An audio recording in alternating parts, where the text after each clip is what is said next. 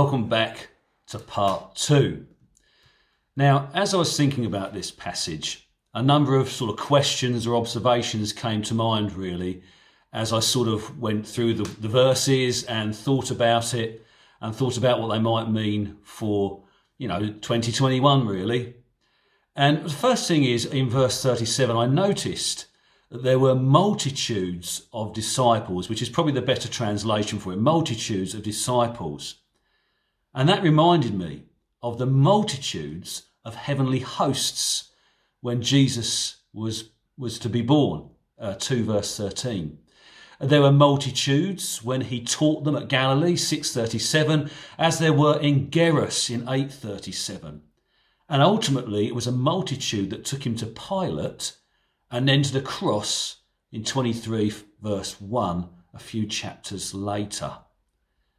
And I suppose the obvious question to ask really, and it's a question that often comes out on a Palm Sunday theme, is how many people within those multitudes could actually really see who Jesus truly was?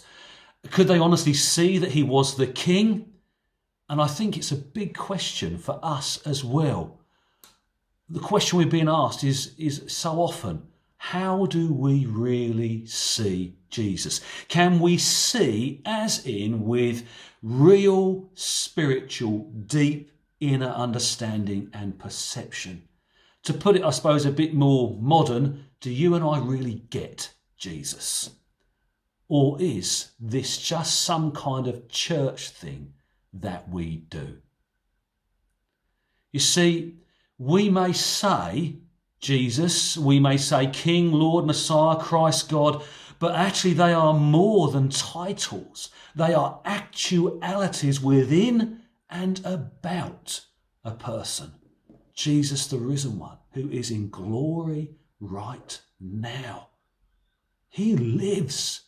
He is real. And when we say such words, they are words of reality rather than just things we say. Because if we just say the words and they have no corresponding reality within, then they're just words. But the Lord is more than just words. He exists and he's real. And as we know from the other gospel accounts, the massive crowds cheered him on that triumphal entry day. But then a short time later, they were there crucifying him. And it seems to me that not many of them could really got who Jesus was when it came down to it. So what we confess with the mouth must have a heart reality and a lifestyle reality, because this Jesus is real and he demands nothing less. And as I was thinking about this sort of triumphal procession, I wondered, it's just a thought, if Jesus was to go through the streets of London today, would anyone notice? Would they understand? Would they know who he was? Would there even be any crowds? And I talk about Jesus going through the streets of London. It could be anywhere, of course, but the other question that comes to mind, and it takes some courage to say this, and that's this: more concerningly, would the church even notice?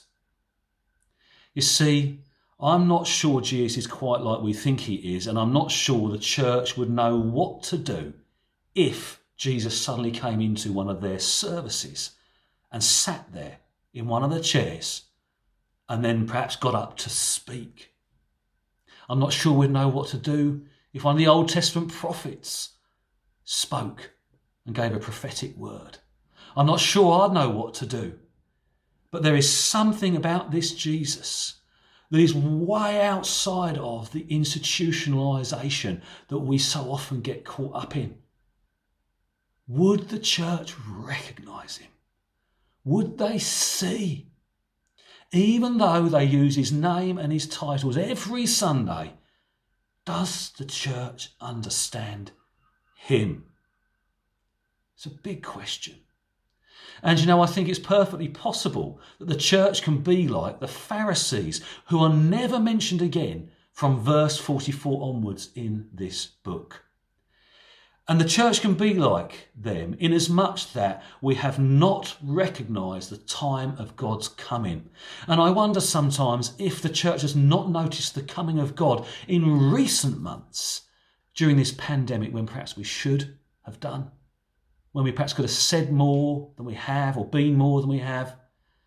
And please no ABC, I don't say any of this stuff with a kind of a happiness within me about it. I say them because I think the scriptures are asking these questions of us. The Bible is often asking questions.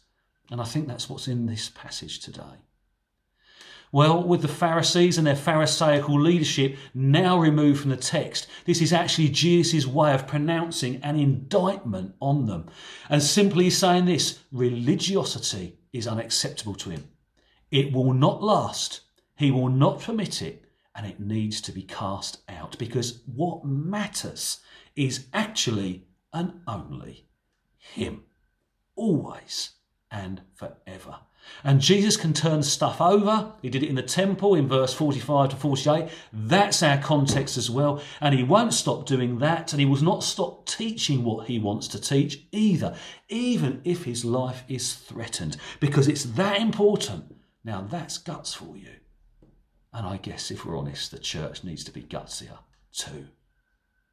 Ultimately, then, it's nothing to do with institution. It's nothing to do with the so-called temple either. Because if it is, all we'll end up with is a house of unripe figs and the house of the poor, respectively, Bethphage and Bethany. That's the meaning of their names. And I think the meaning of their names speak prophetically to us today.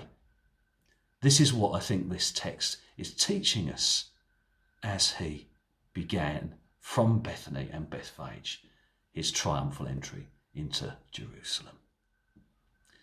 So my friends, Jesus is an extraordinary person. And I hope together today we've been able to see that. He is so extraordinary that he cannot be contained. He will not fit into a box. He will not be religious. He will be who he is, God on earth in a human person. That's who he is. He will not buckle. He will not change. He will not dilute or alter anything about himself, because what matters is honouring his Father and truth in this world, even to death on a cross. He is the King. He's the Lord. He's Messiah and Christ. He is the one who opens eyes physically and spiritually so that we can see. And yet, in all of that, he is the one who comes in peace, the one who is meek and mild, and the one who also has compassion and wept for Jerusalem. Verse 41. This is about the one we must celebrate. This is about our Lord, and we must keep on drawing near to him, to use our phrase from earlier.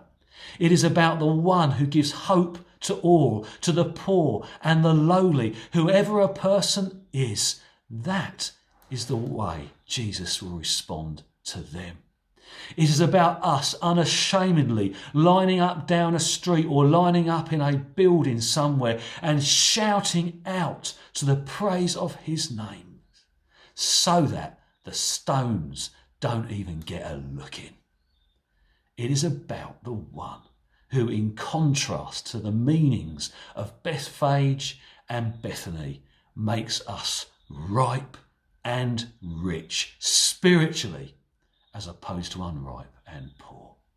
So it's about truly knowing who he is, not a watered down man-made version, but knowing Jesus, period. That's it. Knowing who he really is.